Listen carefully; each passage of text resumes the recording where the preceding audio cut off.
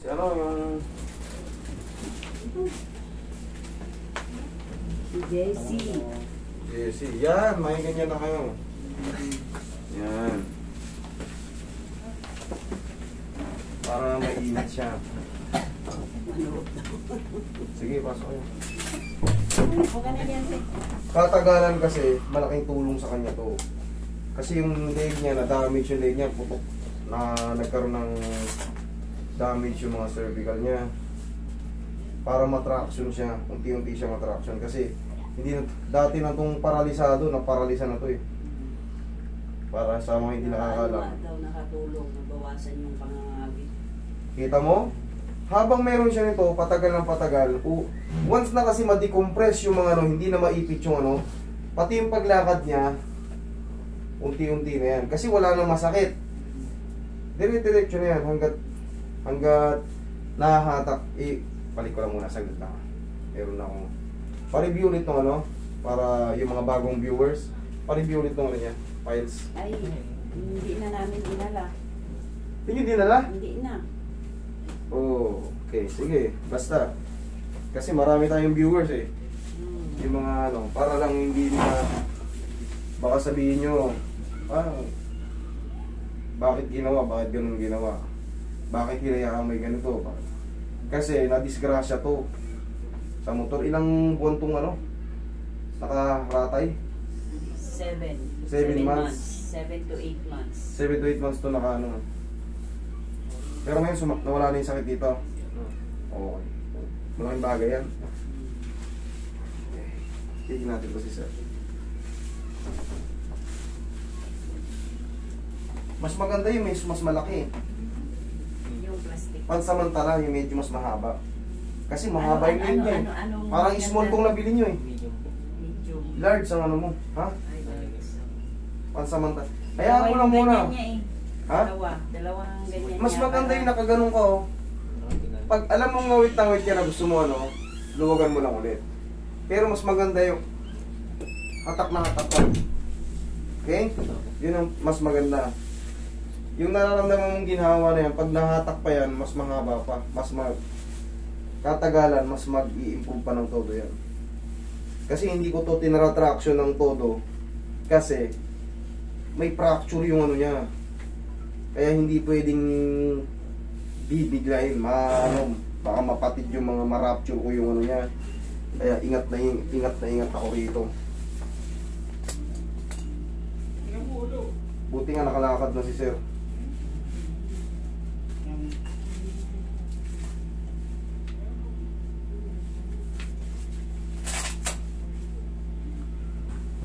Relax na.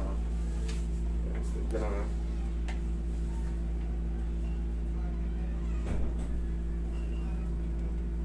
Yun. Naramdaman mo? Yan.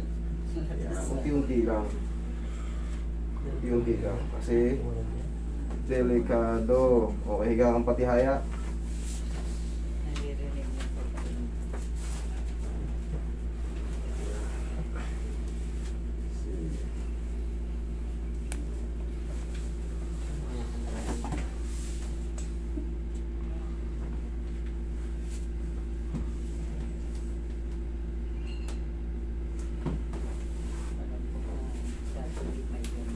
Malambot na nga. Basta matanggal yung compression sa spinal cord niya. Unti-unti yung ano. Dati. Diba? Alam niyo kasi nakikita niyo naman eh. Nakikita niyo yung development, yung dati niyang dinadanas. Relax na.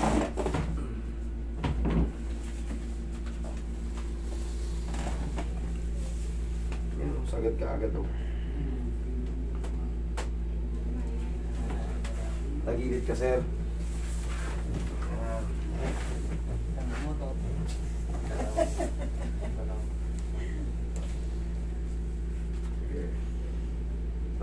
Meron na kayong stock nun na large. Ha? Wala pa. Yun ang bilhin nyo. Medium yan. Oh, kasi medyo mahaba yung leg niya eh. Parang, pero kita mo may tulong. Para katagalan, sa mga susunod pa na buwan. Bata pa niya eh. Relax na. Yan. Bilang side.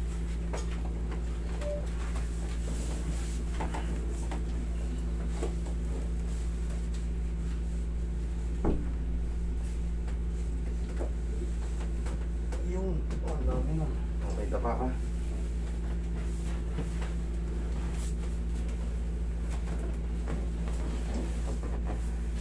Kaya ba? Baba ka konti. Yan, nasasaktan ka? Okay ka lang? Kung masakit? Ha? Okay lang po. Okay, sige. Mas maganda yung sure.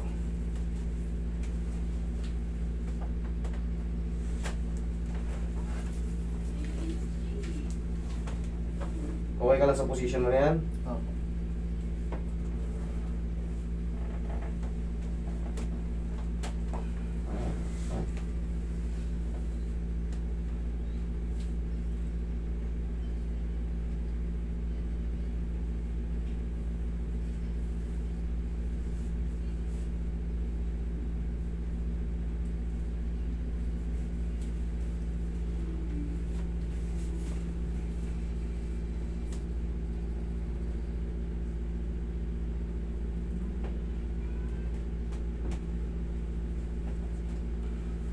Sakit?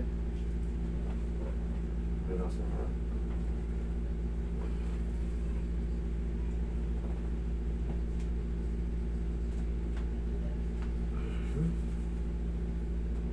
Okay, masas mo kayo. Sakit? Okay lang. Unti-unti. Kahit hindi mo pa hawakan, gigil na gigil ka agad. Para yung mga muscle lumambot.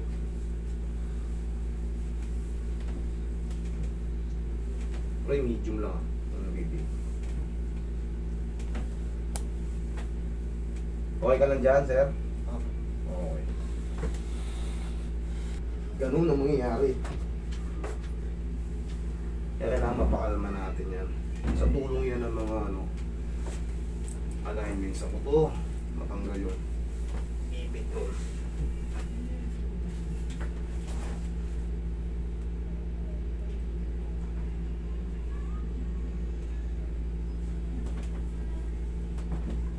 Okay sir, tayo ka. Upo ka muna pala. Upo. Dahan-dahan lang. Sige, upo. Yan. Okay.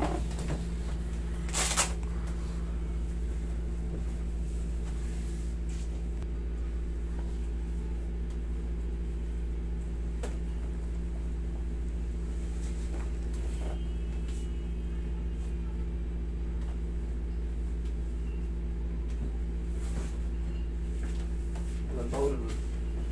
Tayo ka.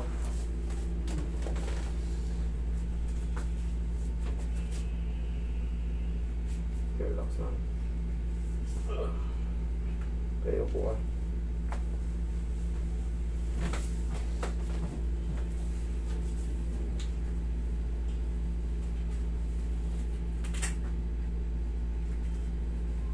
Yan.